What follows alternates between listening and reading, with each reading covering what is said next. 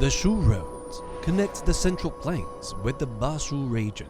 For over 2,000 years, they have never been severed, held as a living fossil of ancient overland transportation. And across the Pacific, there is one person who has helped more people discover the Shu Roads. She is Hope Justman from the United States. For more than 20 years, she has crossed the Pacific time and again, just to walk the Shu Roads. She has turned more than 2 decades of journeys along the Shu Roads into a book, Guide to Hiking China's Old Road to Shu. In late March this year, more than a dozen American experts, scholars, and young people joined their Chinese counterparts to set foot once again on the Shu Roads. From the verdant ancient cypresses of Cuiyun Corridor to the precipitous cliffs of the Bird Path, from the echoes of the Three Kingdoms in Zhaohua ancient town to the harmonious coexistence of all life in Tangjiahe, each stop along the Shu Roads offered the Chinese and American friends a progressively deeper experience, and step by step, they forged a profound friendship. 艺术是维护高才。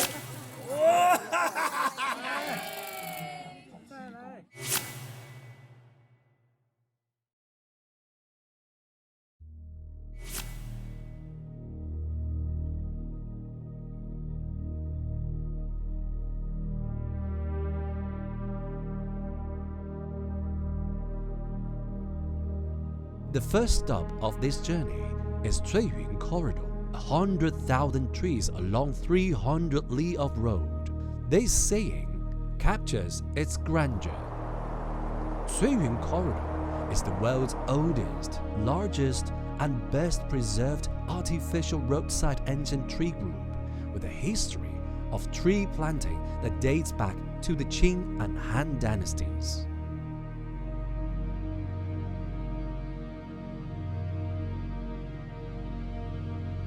I've heard that President Xi actually visited here because he is so interested in preserving the health and well-being of the history and the ecology of China. I think that that's honorable. These cypress, they're so beautiful and old. So then the history started to sink in. The connection to the past started to feel very real. In the West, in California, we have the giant sequoias, the redwoods. When I think of a tree, I think of how it is connected deep into the ground and it reaches high up into the heaven. The ancient cypresses of the East and the giant redwoods of the West, separated by the vast Pacific, stand guard over the same thing: reverence for the earth, for time, and for life. Every millimeter of depth in the roads along the Shu Roads bears the marks of decades of weathering. It's been very interesting on this Shu Road. I look at many of these stones here, and I know some of those were cut actually during the time of Liu Bei. You know, I get the sense, understanding about how this road was established and built early on, and how it became important to business and to trade. And I think today, even about the Belt and Road Initiative, it continues on this legacy of the importance of transportation and infrastructure to grow business and trade and to reach out to the world. Many couples have had over the years, over the thousands of years? 1,000 years. 1,000 years of love and connection, yeah. Under this tree, under these two trees. These two trees. The ancient cypresses of Cuiyun Corridor have witnessed the timeless depth and lush greenery of the Shu Roads. Yet there is another side to the Shu Roads, the rugged peril. The Chinese and American friends stepped onto the bird path and experienced firsthand what Li Bai described as: hard is the way to Shu, harder than climbing up the sky.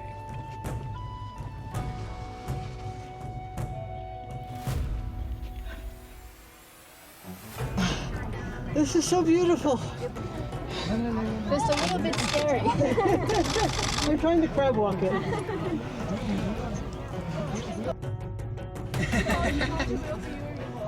很漂亮，吹水，也爬山好好玩。 Oh, this is extremely exhilarating, I think. The climbing with the chain, it was really fun and just so worth it to see this beautiful view. This is an incredible journey. It's so difficult, but when you look at the scenery, it gives you strength to keep going. It's so beautiful. I'm very happy I took this challenge.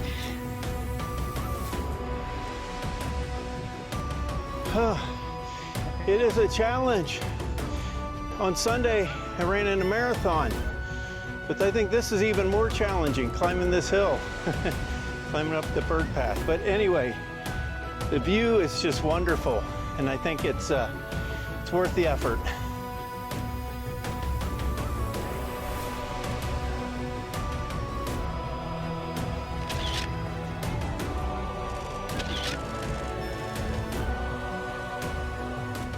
艺术系维护高在，蜀道之难，蜀道之难，难于上青天。 The ruggedness of the Shu Roads has been immortalized in poetry and etched into the hearts of all who have traveled them. So I think all of us face a Shu Road in our lifetime. We look at our own journey, but we also look at the journey of others. Having experienced the antiquity and grace of Cuiyun Corridor and the perilous steepness of the bird path, the Chinese and American friends now come to Mingyue Gorge, where they will see the practical side of the Shu Roads. In this short 2-kilometer canyon, 6 roads from 6 different periods run together, side by side. 明月峡其实是原先进出四川最主要的那个交通要道。 然后诸葛亮六出祁山什么的，大军走的就是从这儿出去的。然后唐明王入蜀，他也是从这儿进来。现在修有很好的那个路了，你车可以开过去，也变成了国道108国道的一部分。但是以前是没有的，以前有很多那个绝壁上，它是需要木栈道啊。明月峡古往今来，那个诗人们在这儿都驻足感慨、惊叹过啊，包括李白，包括杜甫。 This is the first time I've learned about this area having so many diverse types of transportation and how such a big country was able to stay united for such a long time. As we know in European history, the Roman Empire came apart, and even now with the EU, it is very difficult to maintain Europe as a united region. And so part of what we study in Chinese history is how China remained united for such a large part of its history. And part of the answer to that question is with the technology of these kinds of road systems and communication systems.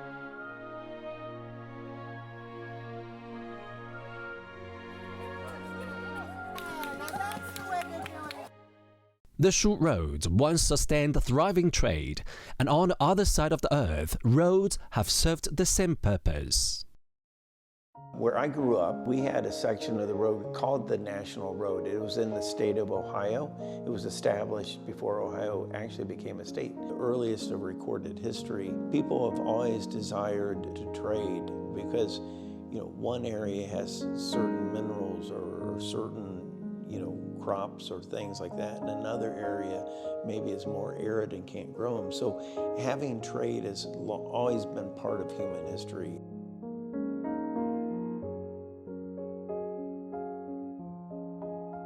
Basically, it is a path that can be taken to support all kinds of human activity.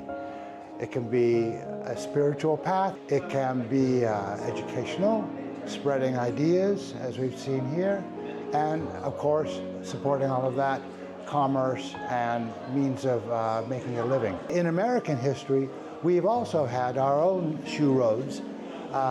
These were roads which brought people from the east to the west, crossing vast mountains. So these roads eventually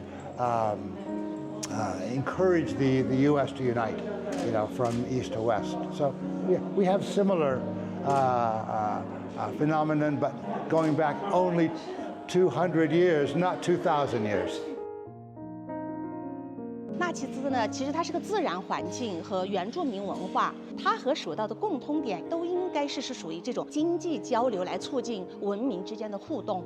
可是蜀道呢，它有一点跟纳奇兹不一样的地方，四川境内哈，我们举个例子，巴蜀时期它的茶叶、它的丝织品、它的蜀锦，它通过这个道路运出去，它可能也会把中原地区所在的铁呀或者文化方式引进来，在整个蜀道的沿线，它可能会有一些类似于这个驿站，蜀道上面的文化交流，它其实是文化的互购，所以我们就会看到两种小径截然不同。但是我觉得费孝通先生有句话，我觉得我深以为然，就是美人之美，美美与共，天下大同。所以蜀道也好，纳奇兹小道也好，应该都成为了世界著名的文化地标。Along the Shu Roads, there is another place that bears witness to how they shaped history. Zhaohua Ancient Town. It was known in ancient times as Jiameng, was a strategic pass on the Golden Ox Road. It was here that Liu Bei laid the foundations for the Shu Han Kingdom.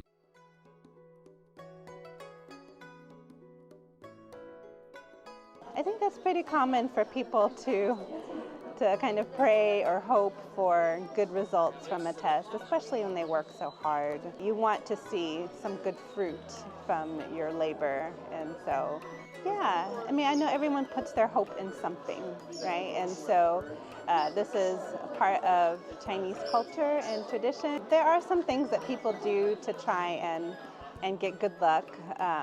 So people have a rabbit's foot, like a keychain with a rabbit's foot, and they'll keep that with them and try and ask for good luck for a variety of things.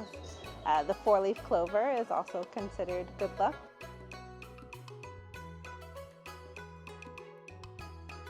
China has this beautiful, rich history, and I want to learn more and more. Just being in places like this. Communication, I think, is one of the most important things when it comes to growing relationships, because we can only guess about each other if we don't actually speak to one another.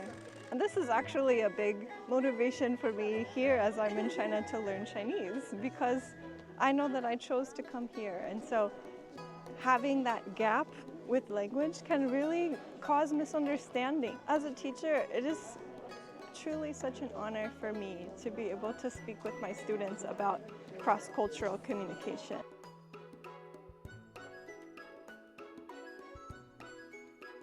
As we study more and more history, both countries are doing better about protecting our history too.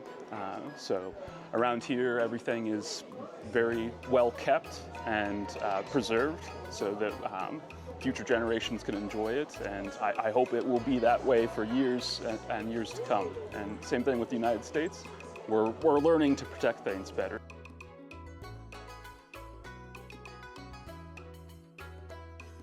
The city itself dates back to the period of the Three Kingdoms time.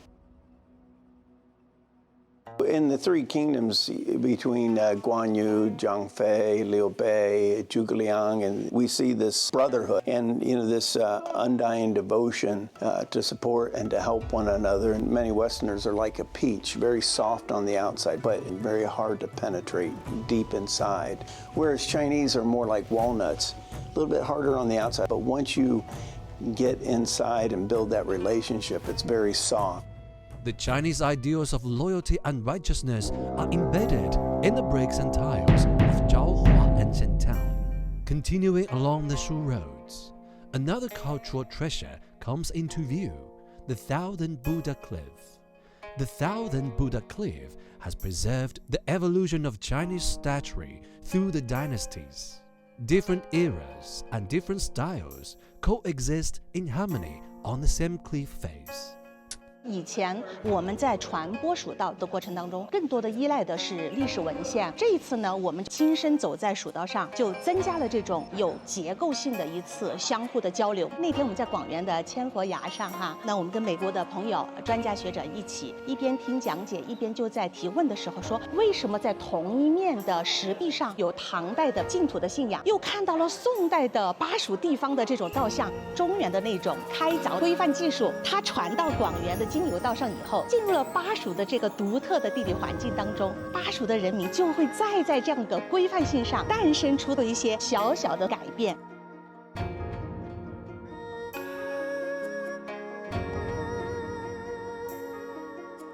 中国的佛窟的这个造像跟西方的教堂里的那个是很不一样的，一个是具有排他性，我们这是具有包容性，融合了各个朝代的一些特征。咱们中国三教合一是我们中国的文化的一大特色，就是儒释道三教融合花了1000年的时间。那么这三教合一，也就是说，你中有我，中有他。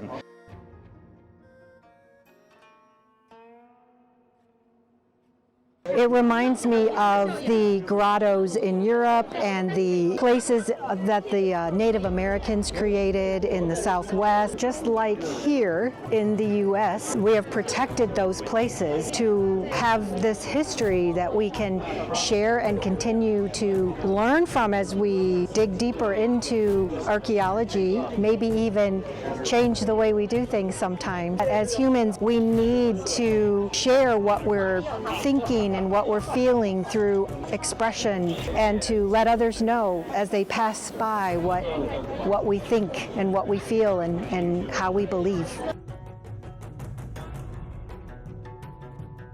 The Shu Roads connect not only people with one another, but also humanity with nature. From the ancient cypresses covering the mountains of Cuiyun Corridor to the harmonious coexistence of all life in Tangjiahe, the Shu Roads bear not only the footprints of those who came before, but also shelter the home of giant pandas, golden snub-nosed monkeys, and takins.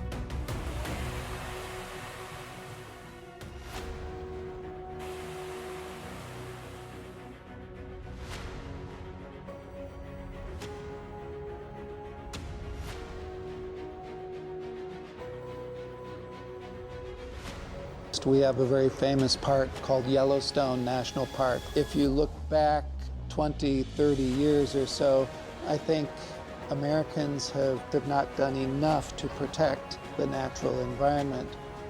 Establishing Tangjiahe as a nature preserve is a clear statement by the people of Sichuan that the environment and the natural world is a fundamental part of the Shudao.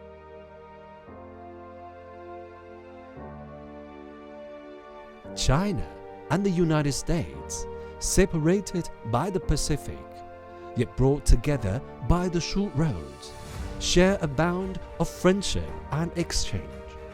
From Hope Justman, who has walked the Shu Roads for more than 2 decades, to the Chinese and American friends who walk them together today, the Shu Roads stand for connection, understanding, and friendship.